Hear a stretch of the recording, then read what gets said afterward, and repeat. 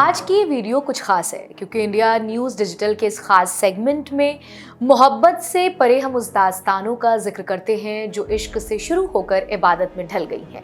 ये वो कहानियां हैं जहां चाहत दीवानगी नहीं बनती बल्कि खामोश रूहानी रिश्ता बन जाती है, जहां जिस्म से ज्यादा रूह की तलब होती है और जहां मोहब्बत का नाम भी छोटा लगने लगता है। आज हम जिस दास्तां को सुनाने जा रहे हैं वो कैसे फनकार की है जिसने तुलिका से मोहब्बत नहीं की बल्कि उसके चेहरे को उसकी अधूरी सूरतें खुद ओढ़ ली। आज की कहानी है मकबूल फिदा हुसैन और उनकी नजरों में बसने वाली माधुरी दीक्षित की।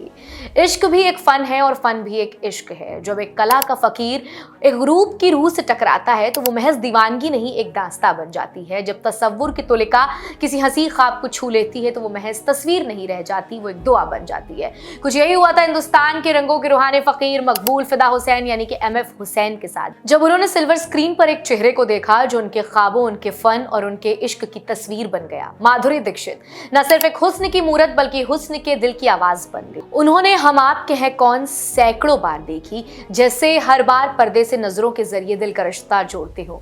उन्हें माधुरी में सिर्फ एक हसीना नहीं बल्कि एक मजाजी खुदा नजर आता था, एक ऐसा नारी स्वरूप जिसमें मोहब्बत, मासूमियत, ताकत और तहजीब सब एक साथ झलकते थे। हुसैन ने माधुरी को सिर्फ देखा नहीं, पूजा की, उनकी चाल में गजल की रवानी देखी, उनकी मुस्कान में नज्म के मिठास और उनकी आंखों में एक पूरी कायनात। कभी कभी एक चेहरा किसी के सीने में उस दर्द की तासीर बन जाता है जिसे लफ्ज कभी बयां नहीं करते।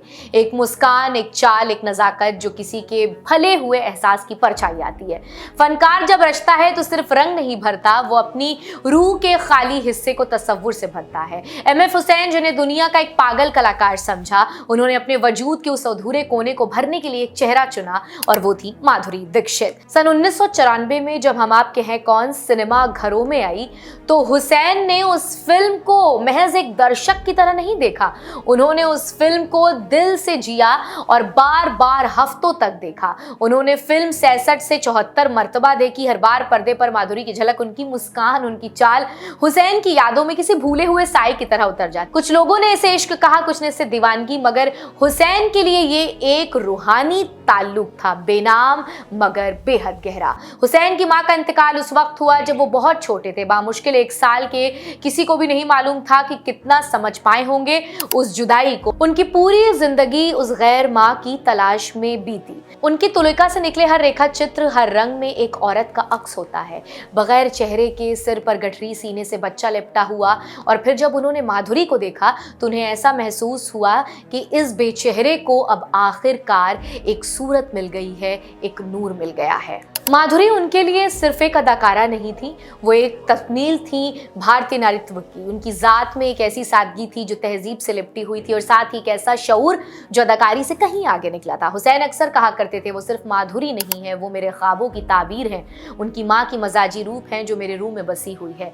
मगर वो कभी उससे रूबरू नहीं हुए। उन्होंने माधुरी को अपनी कला का मरकज बना लिया। उनके कैनवस पर, स्केचबुक में, फिल्मी तस्वुर में हर जगह सिर्फ माधुरी थी। और फिर उन्होंने गजगामिनी बनाई, एक ऐसी फिल्म जो कहानी से ज्यादा एक फलसफा थी, एक बयान था उस रूह की आवाज का जिसे उन्होंने सालों से दबा रखा था। उसमें माधुरी का एक किरदार नहीं था बल्कि वक्त, औरत, मोहब्बत और विद्रोह की खामोशी की अलग अलग शक्लों में ढलती रही। जब माधुरी ने डॉक्टर श्रीराम नेने से शादी कर ली तो बिना किसी शोर शराबे के तो सब सारे लोग सन्न रह गए। अखबारों ने लिखा कि हिंदुस्तान का आधा हिस्सा उदास हो गया था, मगर हुसैन के लिए वो सिर्फ एक खबर नहीं थी, एक ऐसी कशिश का बिखर जाना था। फिर भी उन्होंने इसे कभी अपनी मोहब्बत की शिकस्त नहीं कहा।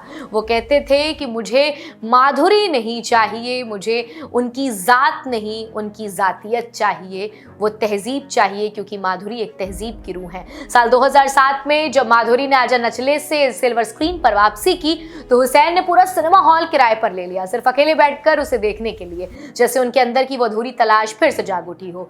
रहला लिखते हैं कि हुसैन अक्सर कहा करते थे, माँ अधूरी है मगर अब वो रंगों में जिंदा है। ये कहानी दीवानगी की नहीं, एक अधूरे जज्बे की तकमील है। माधुरी हुसैन के लिए कोई औरत नहीं थी, वो एक तस्बीह थी उस ममता की जो उन्हें कभी मिली नहीं। ये रिश्ता मोहब्बत से कहीं ज्यादा पाक था, एक ऐसा रूहानी बंधन जिसमें कला और ख्वाब दोनों एक दूसरे में समा गए थे।